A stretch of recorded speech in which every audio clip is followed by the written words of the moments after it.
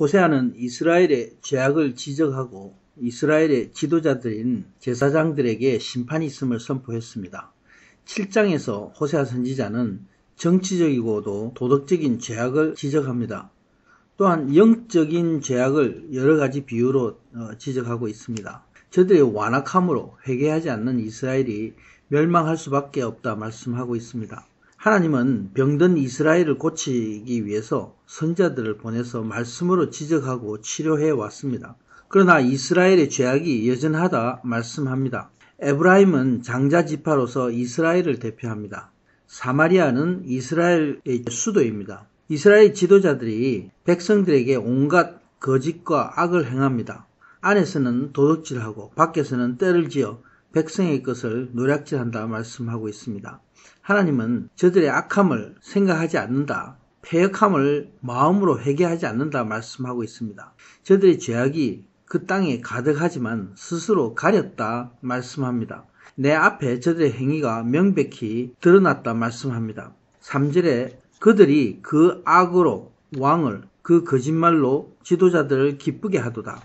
왕과 지도자들 사이에 행해진 이 악함과 거짓말은 정치적인 부패와 통치에 관한 것입니다.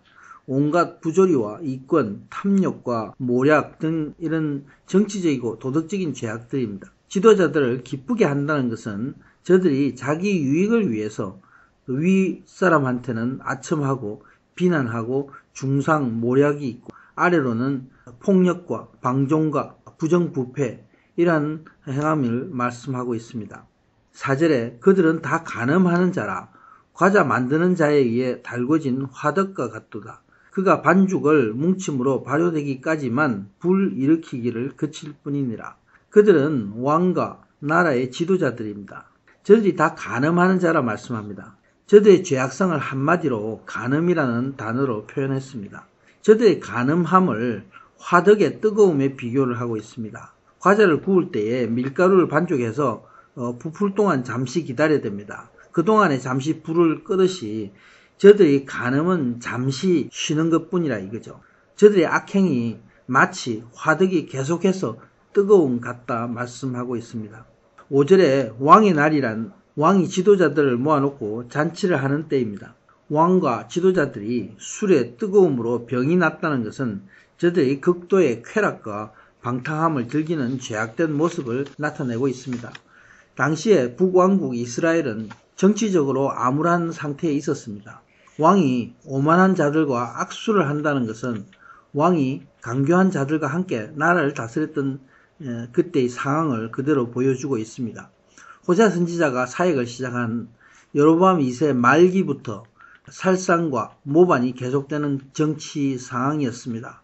6절에 그들의 강교함이 화덕 같다 말씀합니다. 그들의 분노함이 밤새도록 자고 아침에 피우는 불꽃 같다 말씀합니다. 마치 반역을 위해서 모의하고 밤동안 준비했다가 왕을 죽이고 정권을 탈취하는 그런 모습을 그리고 있습니다. 여로보암 2세의 아들 스가랴에서부터 마지막 왕 호세아 왕까지 왕들이 살해되고 모반이 계속되었습니다. 약 30년 동안 5명의 왕들 중에서 왕이 4번 살해당하고 4번 왕조가 바뀌었습니다. 마지막 왕 호세아 왕은 아시리아의 포로가 되고 결국 이스라엘 나라가 멸망한 것이죠. 7절에는 저들의 부정함과 패역함이 빵을 구울 준비가 다 된 화덕처럼 뜨거워졌다 말씀하고 있습니다. 저들이 왕과 재판장을 죽이며 나라를 망하게 하는 패역에도 하나님께 도움을 구하는 자가 없다 말씀합니다. 부르짖는 자가 없다고 말씀하시는 이 말씀 중에 참으로 비통한 하나님의 심정을 우리가 보게 됩니다. 이러한 죄악들은 바로 지도자들이 하나님의 말씀이 없어서 영적으로 간음한 결과인 것입니다. 8절에서 에브라임 곧 이스라엘이 이방과 혼합되었다 말씀합니다. 아브라함과 다윗의 자손 바로 선민으로서 이스라엘 민족 전체는 바로 저들의 그 정체성입니다. 무엇보다도 이스라엘 민족 공동체는 메시아 언약을 갖고 있는 바로 하나님 언약의 징표인 것이기 때문에 다른 민족과 혼합이 된다는 것은 있을 수 없는 일입니다.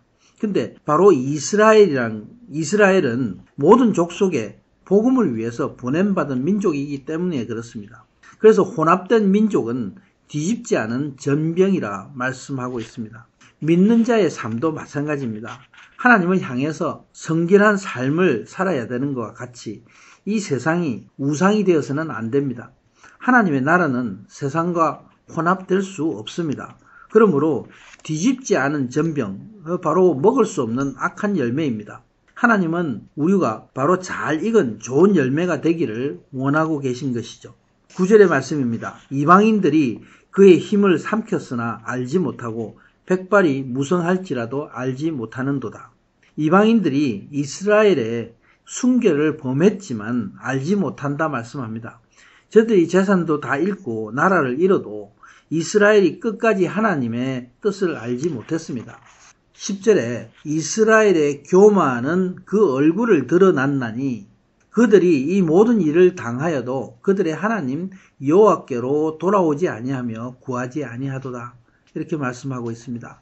그 원인은 무엇입니까? 바로 이스라엘의 교만 때문입니다. 우상을 섬기고 이방을 의지함으로 더럽힘을 당하지만은 스스로 모른다는 것입니다.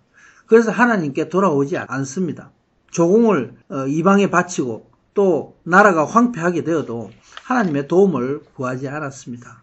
11절에 이스라엘이 어리석은 비둘기같이 되어서 하나님을 구하지 않고 이방 애굽과 아수르의 도움을 구한다 말씀합니다. 지도자들의 무지함으로 이방과 동맹을 맺고 멸망하게 된 것입니다. 새가 그물에 걸려 떨어지듯이 이스라엘이 스스로 걸려 넘어질 것이고 이방이 잡혀 끌려갈 것을 말씀하고 있습니다. 선지자들이 예언한 대로 나라가 멸망할 것이고 하나님이 징계할 것을 말씀하고 있습니다. 13절에 화 있을진저 하나님이 탄식하십니다. 저들이 범죄함으로 망하게 되었다 말씀하고 있습니다. 하나님은 계속해서 구원을 주기 위해서 이스라엘 향해서 사랑을 받으라고 구애하는 그런 모습을 보는 듯합니다. 그러나 이스라엘은 반역합니다. 거짓을 행하는 저들을 구할 수 없는 것이죠. 그리고 저들이 성심으로 나를 부르지 아니하였다 말씀합니다. 진정으로 회개하지 않는 저들을 향해서 비통한 하나님의 심정을 호세아 선지자는 토해내고 있습니다.